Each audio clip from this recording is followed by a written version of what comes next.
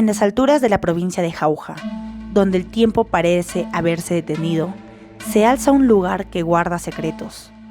Tunanmarca, asentamiento prehispánico del Valle del Mantaro, nos llama a descubrir sus misterios, sus muros y sus caminos.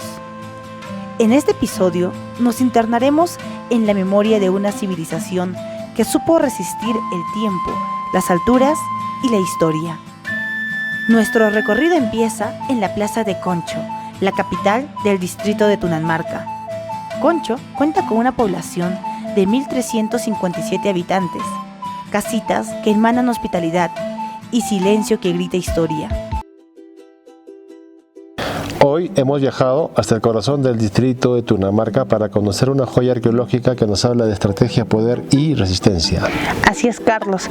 Nos encontramos a 3.800 metros sobre el nivel del mar, donde vamos a ver una ciudadela prehispánica con más de 4.000 estructuras circulares.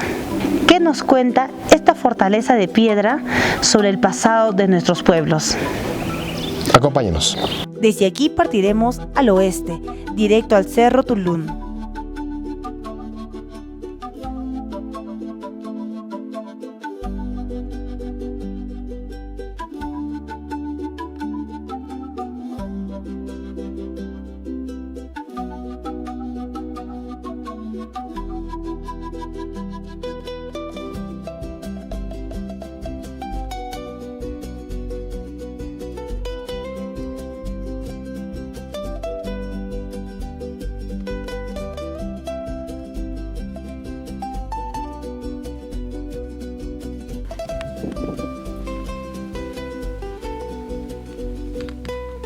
Y desde aquí comenzamos la caminata al Centro Arqueológico de Tunanmarca.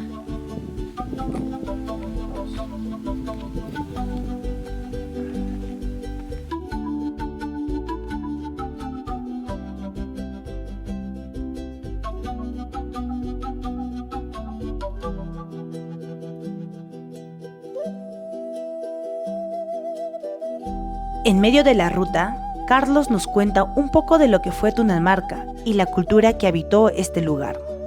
Tunanmarca es el centro arqueológico más importante de la Sierra Central peruana. Se encuentra en el Valle de Yanamarca, en lo que actualmente es el distrito de Tunanmarca. Durante mucho tiempo se decía que Tunanmarca era la capital de un supuesto reino Huanca, que aquí vivía el supuesto rey Huanca, ¿no?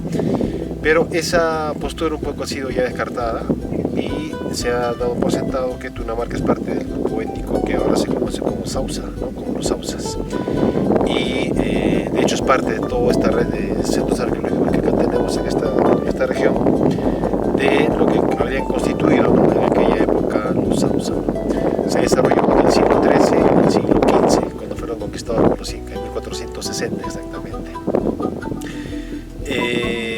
No había una unidad política entre estos distintos grupos que se asentaban en las partes altas de los cerros. Tunanmarca está en una parte alta. Existían distintos jefes, ¿no? Distintos jefes sinchecunas se le llamaban en esa época, se llamaban ellos mismos, ¿no? Con rivalidad política uno digamos en torno al otro, ¿no? Los centros, Tunanmarca se le conoce como un centro regional. Los más importantes eran Tunanmarca, Guajlamarca y Amachillón, por citar tres. Pero en torno a cada uno de estos centros hay aldeas, ¿no? Unidades dependientes de cada centro regional, más pequeñas, por ejemplo Chahuín, Umpamalca o digamos otro que está acá al frente, Guajlasmarca. Por citar algunos, no son varios la verdad, varios centros arqueológicos que hay aquí. De todos ellos, el que más siempre destaca es Tunanmarca, ¿no? Por la magnificencia de las construcciones que aquí han quedado, por el tamaño también, porque se sabía que era una de las más habitadas de estos centros regionales que hemos estado comentando, y también porque parece fue uno de los que ofreció resistencia a la expansión imperial inca. Los incas llegaron aquí en 1460, como estaba diciendo, aproximadamente. Conquistaron la zona de distintas maneras, algunos por anexión, por vía diplomática, ¿no? Y otros por resistencia, ¿no? Por la fuerza, digamos. Es el caso, el Tunanmarca ha sido conquistada, se sabe eso, se sitió, ¿no? Se sitió el sitio y hasta que se acabaron sus mantenimientos, ¿no? De luego fueron conquistados, ¿no? Es por eso que Tunamarca luego de la conquista inca parcialmente se ha abandonado, ¿no? Y el asentamiento ha sido digamos, reemplazado a otros lugares. Se supone que en función al centro administrativo Hatun Sausa que fundaron los incas. Entonces, un poco ese es el panorama general que tenemos de Tunamarca, ¿no? Es un centro administrativo, un centro regional, de lo más importante de la Sierra Central. Sausa, ¿no? Eso es importante enfatizar, ¿no? Se trata de un centro regional Sausa, de la cultura Sausa, la etnia Sausa, ¿no? Que actualmente está tomando un poco vigencia y sí se les está separando de los Huanca, ¿no? Que antiguamente eran confundidos, ¿no? Se decía que esto era parte de la cultura Huanca, de la nación Huanca, ¿no? Es un poco ya en el debate académico está quedando descartado, digamos, ¿no? Cada paso revela lo que aún sobrevive del legado de los Hatun Sausa. Y así, después de una larga caminata, Tunamarca nos recibe, enigmática, vasta y legendaria. Bienvenidos a Tunamarca. Ahora sí vamos a explorar la ciudadela Sausa.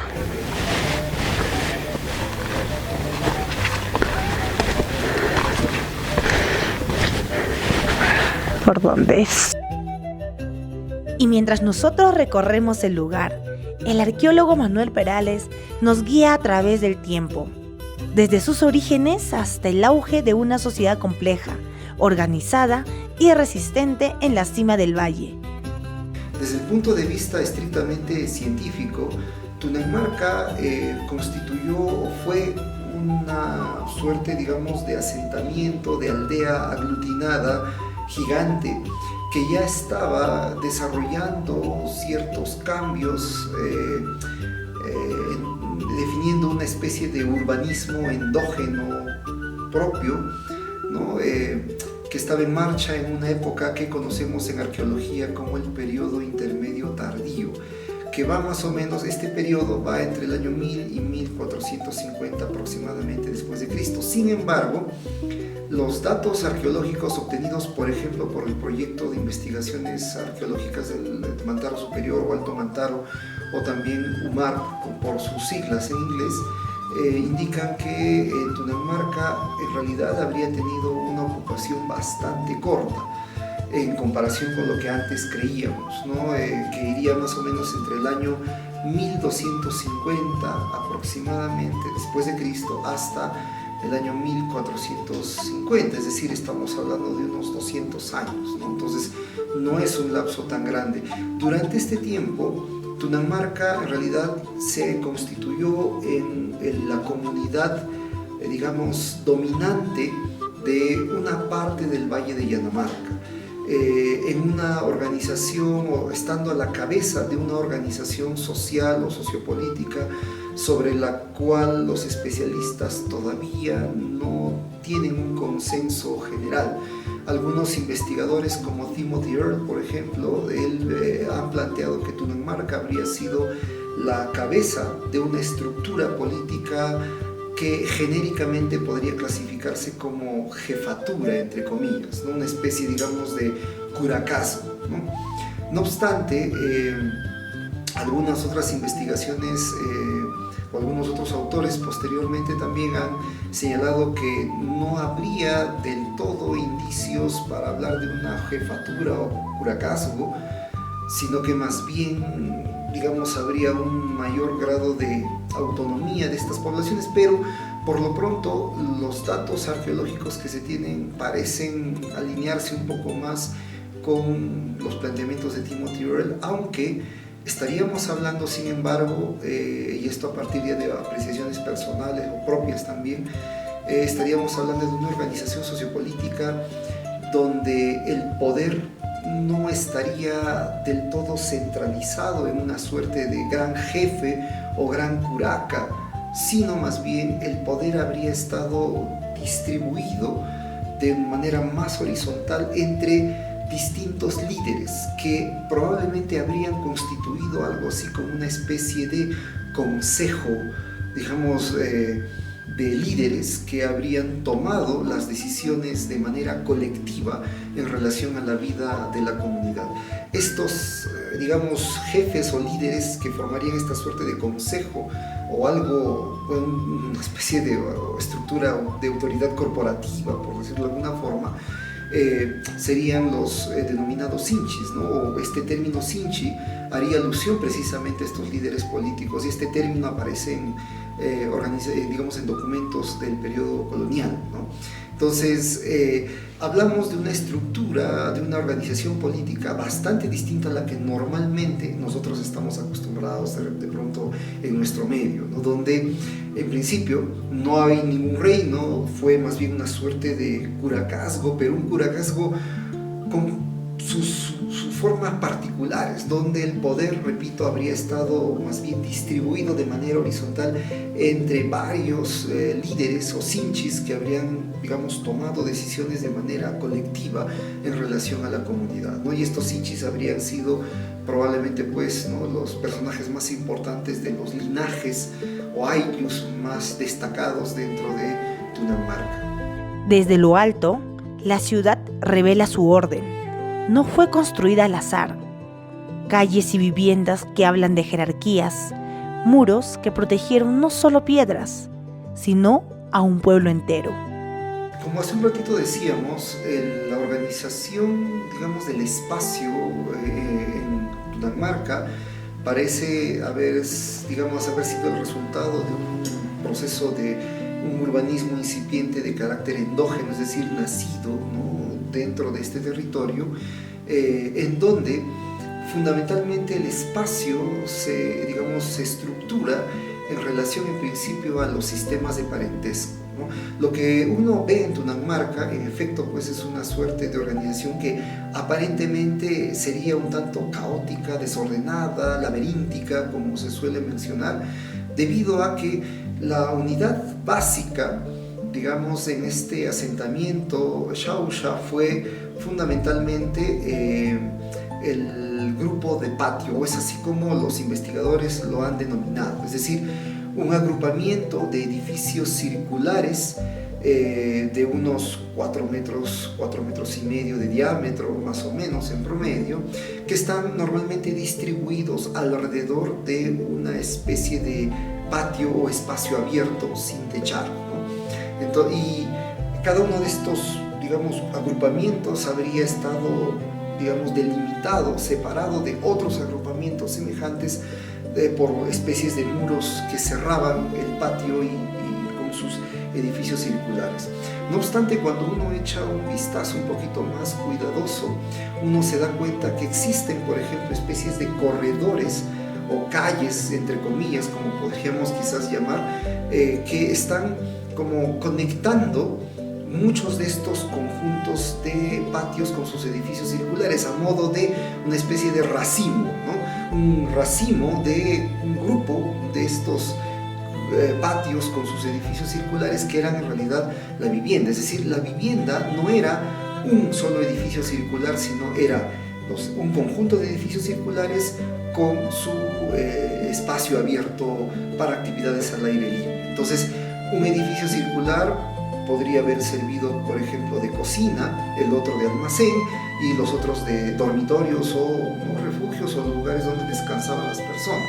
Hay que tomar en cuenta que en realidad esto habla mucho de la forma de vida de esta gente que en realidad estaba por lo general fuera de la casa y desarrollando labores en el campo, ¿no? Como hoy también podemos observar, ¿no?, en nuestras comunidades rurales, ¿no? Entonces, entonces lo que vemos es que estos corredores o calles principales están agrupando a estas especies de sectores o conjuntos de edificios o de grupos de patios, ¿no?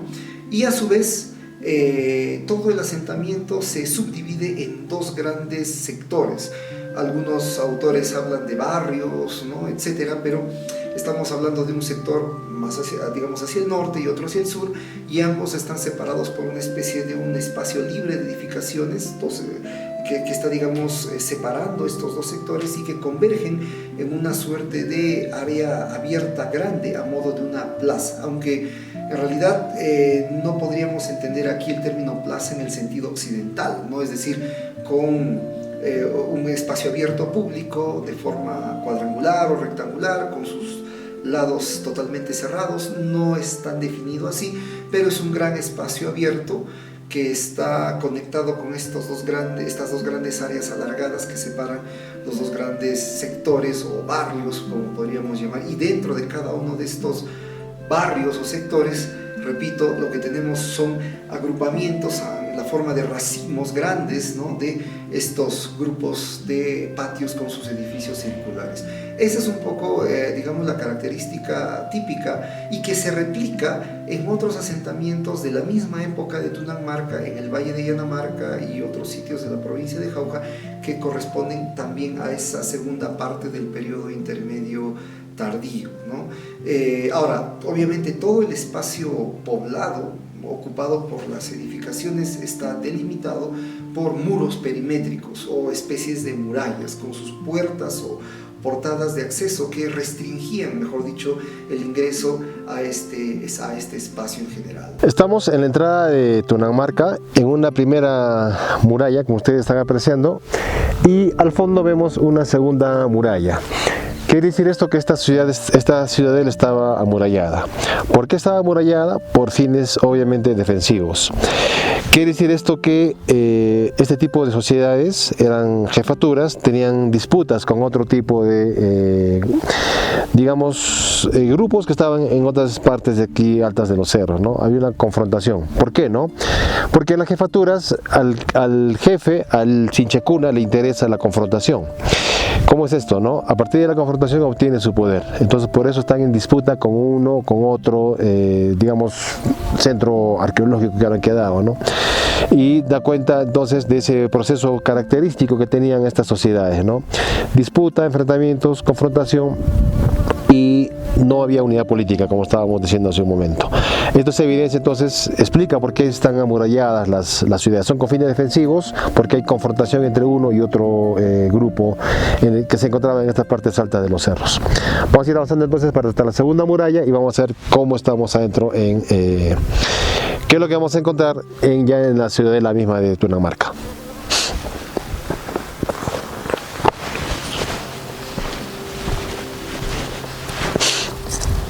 En cuanto a la arquitectura, dentro de este complejo habitacional se desarrollaron 3 tipos de viviendas.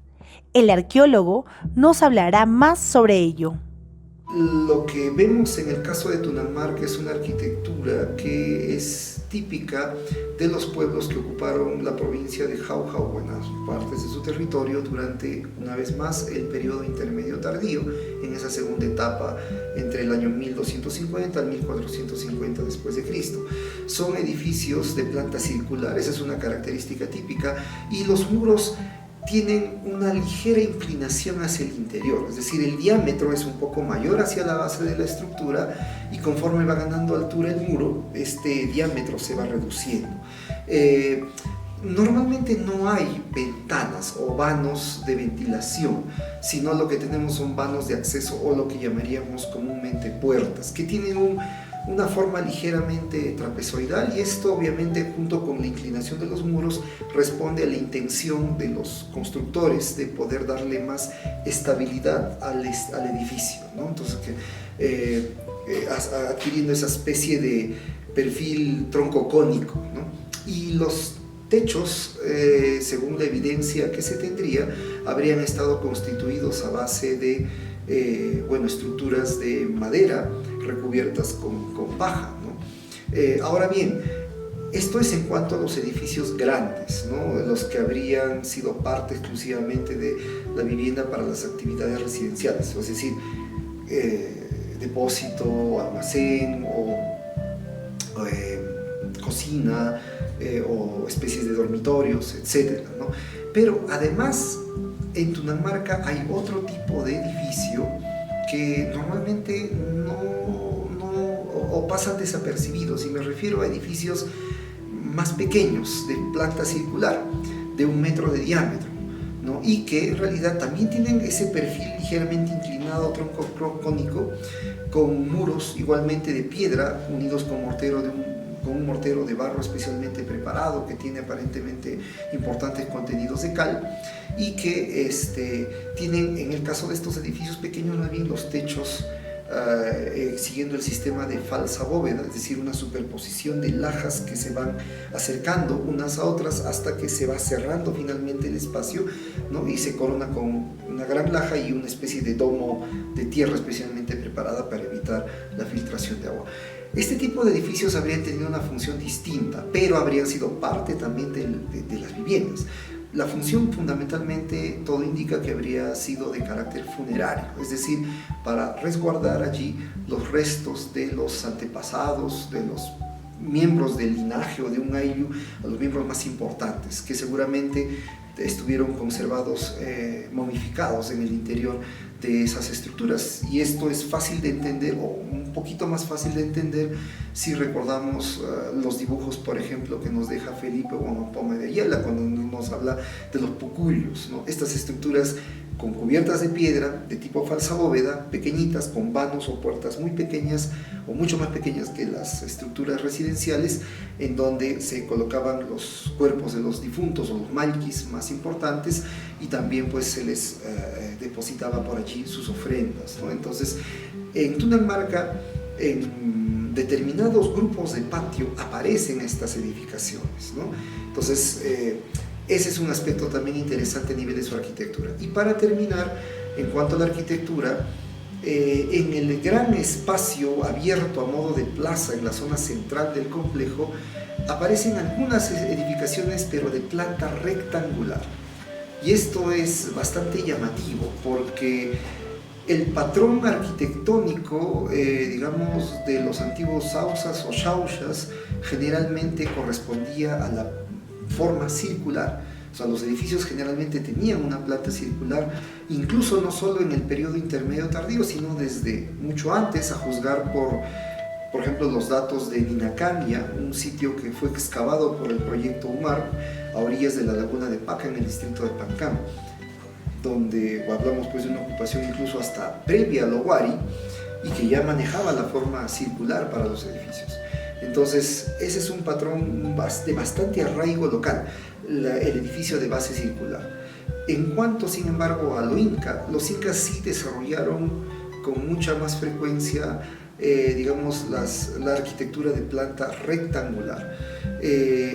Nos preguntamos hasta ahora qué son esos edificios rectangulares que están en algunos lados de esta especie de plaza central de Tunanmarca, ¿no?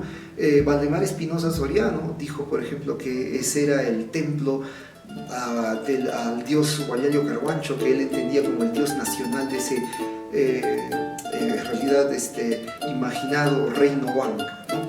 Pero todo parecería indicar que es posible que esas edificaciones rectangulares puedan corresponder a tiempos incaicos si es que juzgamos la información que se tiene para Hatunmalca, por ejemplo, que es otro gran asentamiento que está hacia el lado sur de Tunanmarca, o también otros sitios como Guajlasmarca y otros más en el Valle de Ricrán, por ejemplo, ¿no? Donde vemos claramente cómo es que los incas, al momento de incorporar un territorio, introducen y plantean modificaciones en algunas de las edificaciones más importantes de los pueblos, de las comunidades que ellos encontraron, reemplazando edificios circulares por otros de planta rectangular. Eso habría que todavía estudiar para el caso de Tunanmarca. La economía de Tunanmarca floreció a pesar del clima hostil. Sus habitantes supieron aprovechar el agua, la tierra y su mismo entorno. Se ha documentado la inversión de energía en el desarrollo de cierto tipo de infraestructura agrícola, como por ejemplo estos campos elevados a modo de camellones, ¿no? Como los que se han documentado para el sur del Perú, en el altiplano del Titicaca, y que también se han documentado para ciertas porciones próximas a Tunanmarca que están más hacia el fondo del mismo valle de Yanamarca. Ahora, aparte también se ha documentado la construcción, la existencia de especies de complejos de corrales, ¿no? Para grandes cantidades de ganado también. Entonces, todo hace indicar en realidad que Tunanmarca o la población de Tunanmarca fue una población cuya economía se basó en la agricultura y en la ganadería, y particularmente a nivel de productos agrícolas más altoandinos o que crecen a una mayor altitud, como por ejemplo papa, quinoa, boyuco, mashua, etc., y la crianza de camellos. A más de 3.000 metros sobre el nivel del mar, donde el agua escasea y la tierra se endurece, los antiguos habitantes de Tunanmarca demostraron su genio. No solo fueron grandes constructores, también fueron ingenieros visionarios. Conocieron el flujo del agua, lo guiaron, lo almacenaron y lo convirtieron en vida para una ciudad entera en medio de la altura y el viento. Bueno, en cuanto al tema del agua, Tunanmarca destaca precisamente porque cuenta con el que parece ser hasta el momento el sistema hidráulico más preservado o mejor preservado de tiempos precoloniales en la provincia de Jauja. Estamos hablando de una red de canales que están naciendo más o menos en el flanco sur de este territorio que normalmente conocemos como la Puna de Lomo Largo, ¿no? En localidades o en puntos un poquito más elevados que sitios como Tajana, por ejemplo, y otros más en las alturas del actual distrito de Pomacancha. Y más o menos hablamos de varios canales que se van uniendo, ¿no? Y llegan casi hasta la base del lado sur, oeste y sur de la montaña donde se encuentra Tunanmarca, donde incluso años atrás, en conjunto con el estudioso Enoch Loaiza Espejo, logramos documentar los restos del probable reservorio, aunque en realidad esto ya había sido adelantado previamente por Jeffrey Parsons, un arqueólogo de la Universidad de Michigan, ¿no?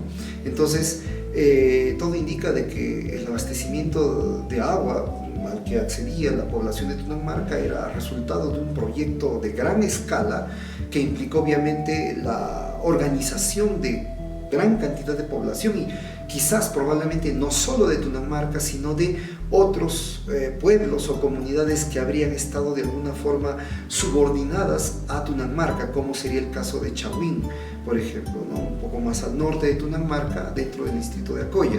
Entonces, ese habría sido el mecanismo para el abastecimiento de agua. Ahora, en Tunanmarca no todo fue bonanza. Las heladas, la altitud, los conflictos pusieron a prueba a quienes habitaron este lugar y ellos enfrentaron diversos tipos de adversidades. Y esto es coherente con la evidencia paleoclimática que también el proyecto UMARP ha generado en años anteriores. Gracias a los estudios que ellos han hecho a nivel de paleoclima, sabemos, por ejemplo, que en ese lapso de casi 200 años de existencia de Tunanmarca, entre 1250 y 1450, toda la región central del país experimentó una suerte de, entre comillas, pequeña edad de hielo, ¿no? Es decir, un enfriamiento marcado del clima que obligó que provocó, mejor dicho, que los cultivos descendiesen en cuanto a sus niveles superiores. Es decir, si antes se podía cultivar, por ejemplo, papa hasta los 3.900 metros sobre el nivel del mar, por ejemplo, hubo un descenso de más o menos 200 metros de altitud, o sea, solo se podía cultivar maíz hasta los 3.700. Entonces, esto obligó probablemente a que la población de Tunanmarca y de las otras comunidades contemporáneas hayan tenido que reorientar su economía hacia un mejor aprovechamiento de recursos que están más adaptados a climas fríos, ¿no? Entonces, por eso es que la ganadería de camélidos habría cobrado también mucha importancia y, en segundo lugar, habrían cobrado importancia también estos productos o estos cultivos de altura. Parece que, por ejemplo, la evidencia que recupera la doctora Christine Hastorf, por ejemplo, a nivel de consumo de maíz, indica que las personas consumieron mucha menor cantidad de maíz en comparación con quinoa y con papa, por ejemplo, principalmente, que fueron dos productos bastante demandados y producidos y consumidos en esos tiempos, ¿no? Entonces, además, también hay evidencias de que la población de Tunanmarca y de otras comunidades cercanas habrían aprovechado parte de la fauna también propia, ¿no? Como por ejemplo venado. También hay evidencia de consumo de cuy, que es otro producto también bastante consumido. Y quisiera acotar para terminar el hecho de que hay una evidencia de consumo de perro, pero en poquísima cantidad, en baja cantidad, ¿no? Esto todavía es materia de análisis o de discusión, porque recordemos que personajes como el Inca Garcilaso de la Vega hacen referencia a que los huancas, o la gente del Valle del Mantaro comían grandes cantidades de carne de perro, ¿no? Cosa que en realidad no está documentado en la evidencia arqueológica. No se consume realmente, hay un indicio de consumo mínimo, muy bajo. Probablemente tal vez esto corresponda pues al hecho de que quizás se consumía en solo ciertas circunstancias muy limitadas o muy especiales probablemente, ¿no? Pero bueno, es lo que se sabe. Pero su desarrollo se consolidó con las alianzas con otras poblaciones. Así tejieron redes de intercambio estratégico. Hay que tomar en cuenta también, sin embargo, que el enfriamiento del clima, el descenso de los niveles de cultivo, entre otros factores, en realidad ocasionaron circunstancias un poco difíciles para esta población, ¿no? Generando condiciones de estrés, ¿no? en líneas generales, que alentaron o propiciaron, por ejemplo, el surgimiento de conflictos, ¿no? Porque las tierras cultivables se redujeron, hay que tomar en cuenta eso, ¿no? Entonces, este es un factor que explicaría el por qué estas comunidades se ubican en zonas elevadas y levantan muros perimétricos para evitar probablemente pues, que sean atacados por algunas poblaciones vecinas, entre otras, ¿no?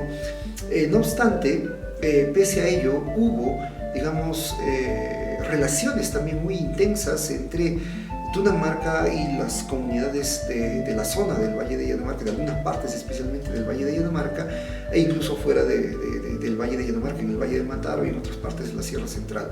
Pero las relaciones más importantes son aquellas que, por ejemplo, se han logrado documentar hasta el momento entre Tunamarca y Umpamalca, por ejemplo, ¿no? Que es un sitio importante que está, digamos, un tanto al suroeste de Tunamarca.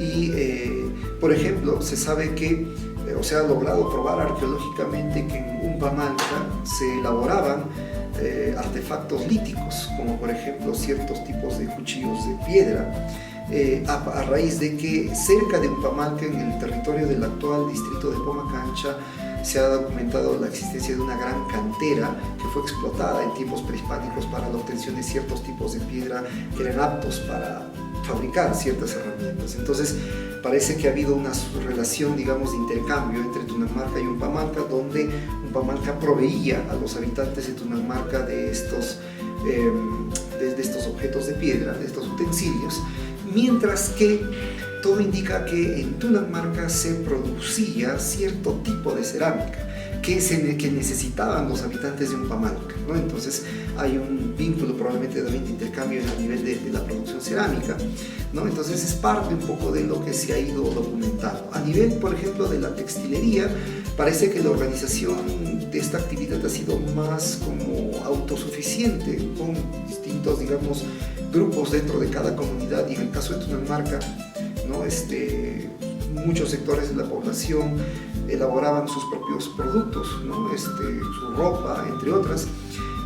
Y en el caso, por ejemplo, del manejo del uso de objetos de metal, a nivel, por ejemplo, de objetos de principalmente cobre, algunas cosas de bronce, muy escaso el tema de plata y oro, por ejemplo, que casi no se ha documentado en las investigaciones arqueológicas, pero aparentemente algunos de estos materiales estarían procediendo de otras partes de la Sierra Central por redes de intercambio.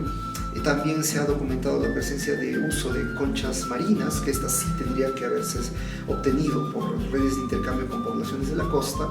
Y en el caso de cerámica, hay un tipo de cerámica que se le conoce en la literatura arqueológica como la cerámica contemperante de andesita, que es una cerámica foránea, pero que aparece en Tunamarca, ¿no? No se hizo eran unos cántaros grandes, aparentemente utilizados en contextos festivos o rituales, que se estarían obteniendo de alguna parte del sur del Valle del Mantaro, o incluso más al sur, probablemente en zonas colindantes entre Junín y Huancavelica, o probablemente incluso el Valle del Canipaco quizás.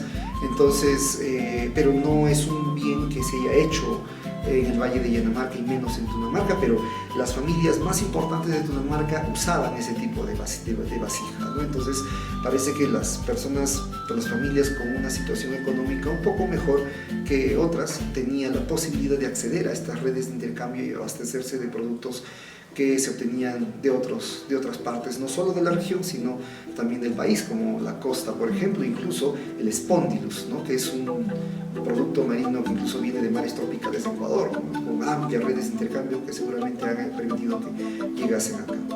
Quienes llegan hasta aquí lo sienten. No es solo turismo, es un encuentro con algo más grande, una energía ancestral que aún habita entre las piedras. Bueno, estamos viniendo de Lima el motivo de nuestra visita es por el cumpleaños de mi hijo. Él está de cumpleaños y dice, no, vamos a hacer mi cumpleaños, un regalo, vamos a irnos a conocer la ruina de Tunamarca. Y qué mejor, en el día de cumpleaños estamos acá. Para mí es un honor el conocer estas ruinas, porque desde que hemos tenido conocimiento que aparece como un recuerdo histórico de nuestros antepasados, en las ruinas de Tunamarca, hemos querido llegar acá. Ya esta es la tercera oportunidad que estamos llegando. Mejor dicho, la primera, la segunda, no hemos podido llegar. Ya en la tercera oportunidad estamos llegando. No hemos tenido suerte, pero ahora tenemos el gusto de disfrutar. Y es bonito, realmente a mí me parece muy hermoso el saber, el conocer la historia de nuestros antepasados, cómo vivían, qué representan. Era su casa, un entierro, no sé, que no sabemos qué será, pero realmente me alegra mucho conocerlo.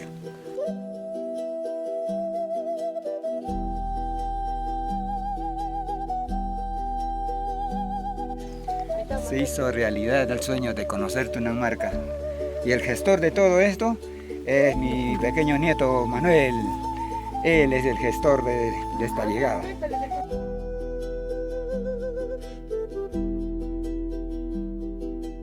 Tunamarca no está sola. A pesar del paso del tiempo y del desgaste de sus piedras, aún hay quienes velan por su integridad. Buenos días, mi nombre es Dilmer Tabra. Soy agente de seguridad aquí que trabajo para el Ministerio de Cultura, que velamos por la integridad del complejo arqueológico de Tunamarca. Al respecto, nosotros, por ejemplo, trabajamos 3 personas a diario. Lo que se va para el cuidado es que la gente no meta animales ya dentro del complejo. Cuando vienen delegaciones, más que todo alumnos, hacemos la vigilancia para que no hagan pintas que anteriormente se hizo. O algún desmán o subirse a los muros, eso está prohibido, ¿no? Eso es nuestro trabajo, estar vigilantes. Otro que es en esta época de sequía, con la quema de pastizales de parte de los agricultores. Velamos por todo eso para que no haya problemas, que no haya quemazón en el complejo, ¿no? Porque ya se ha dado 2 oportunidades que se ha quemado el complejo. Preservar Tunamarca es también un acto de respeto. No se trata solo de conservar ruinas, sino de honrar un legado que nos pertenece. No debemos permitir que el descuido o la ignorancia arranque lo que el tiempo no logró destruir. Hoy Tunamarca es muy importante como un destino arqueológico, turístico y educativo. Muchas personas a nivel internacional llegan a este centro arqueológico para hacer estudios, para conocer. Es por ello que llamamos a una reflexión a todos los que vienen a visitar esta hermosa ciudadela preinca y evitar hacer estas pinturas, las cuales dañan y no conservan estas viviendas. Y también es un llamado a nuestra memoria a recordar que el Perú no comienza con los incas ni termina en los museos, sino que sigue vivo en cada comunidad, cada tierra y en cada historia como lo que hemos recorrido hoy en este programa.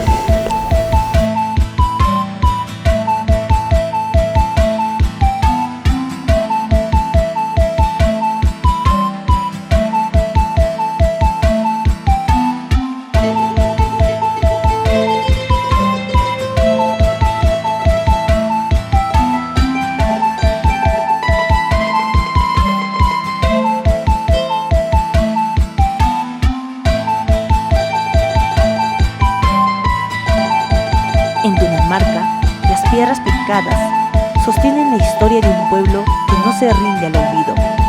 El viento no calla, susurra su paso, y en donde los caminos se pierden y desvanecen, el alma se reconoce. En un encuentro silencioso entre ruinas y nubes, entendemos que el pasado no está tan lejos, sigue aquí, respirando entre nosotros.